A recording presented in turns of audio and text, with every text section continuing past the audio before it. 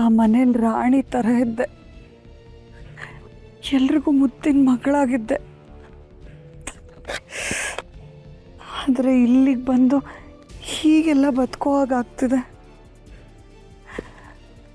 ನನಗೆ ಯಾಕೆ ಹೀಗೆಲ್ಲ ಆಗ್ತಾ ಇದೆ?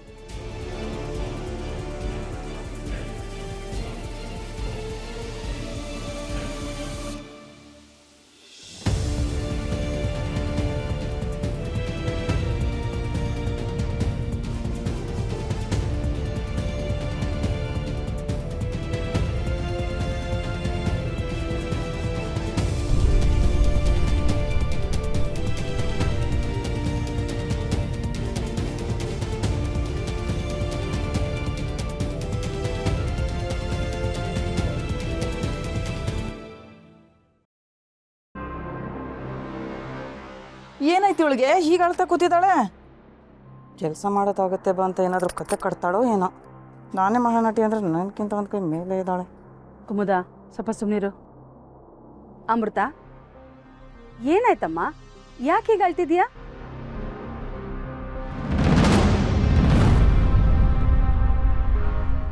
ಅಚ್ಚೋ, ಏನಮ್ಮ ಇದು ಅಮೃತ? ಎಲ್ಲಿ ಬಾಯಿಲಿ? ಏನಾಯ್ತಮ್ಮ?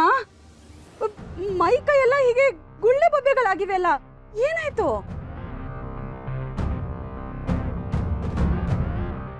ಯಾಕಮೃತ? ಅದಕ್ಕೆ ಅಷ್ಟೊತ್ತಿಂದ ಏನೋ ಕೇಳ್ತಿದ್ದಾರೆ, ಏನಾಯ್ತು ಅಂತ ಹೇಳು. ಅದು ಆಂಟಿ, ನನಗೆ ಬಿಸಿಲಂದ್ರೆ ಆಗಲ್ಲ. ಬಿಸಿಲಲ್ಲಿ ಓಡಾಡೋದು ನಿಂತ್ಕೊಳ್ಳೋದು ಮಾಡಿದ್ರೆ ಅಲರ್ಜೀಸ್, ರ್ಯಾಷಸ್ ಆಗೋಗ್ಬಿಡುತ್ತೆ. ಅಲ್ಲ, ನೀನು ಅಷ್ಟೊತ್ತಿಂದ ನೆರಳಲ್ಲೇ ಇದ್ದಲ್ವಾ? ಇದೆಲ್ಲ ಹೇಗಾಯ್ತು? ಅದು ಆಂಟಿ, ಅತ್ತೆ ಹಪ್ಪಳ ಒಣಗಾಕಿರ್ತೀನಿ ಎತ್ತಿಡು ಅಂತ ಹೇಳಿದ್ರು. ಅದನ್ನ ತೆಗ್ದಿಡುವಾಗ ಬಿಸಿಲಿಗೆ ಹೀಗೆಲ್ಲ ಆಗೋಯ್ತು.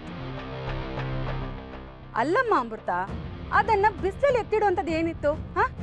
ನೆರಳು ಬಂದ್ಮೇಲೆ ಅದನ್ನ ಎತ್ತಿಡ್ಬೋದಿತ್ತು ಅಲ್ವಾ? ಸ್ಕೂಲಿಂದ ಬಂದವಳು ಮನೇಲಿ ಇರಬೇಕು ತಾನೆ? ಅದು ಮನೆ ಕೀ ಇರಲಿಲ್ಲ.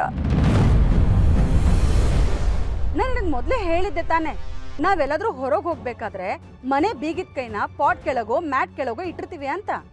ನಾನೆಲ್ಲ ಕಡೆ ಹುಡುಕ್ತಾ ಇದ್ದೆ, ನಂಗೆಲ್ಲೂ ಸಿಗ್ಲಿಲ್ಲ.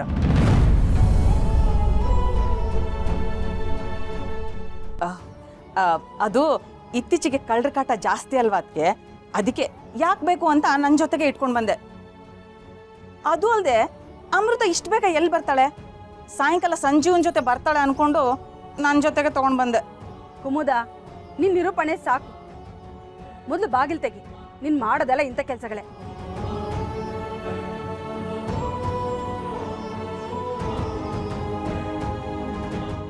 ನಡಿಯಮ್ಮ ಅಮೃತ.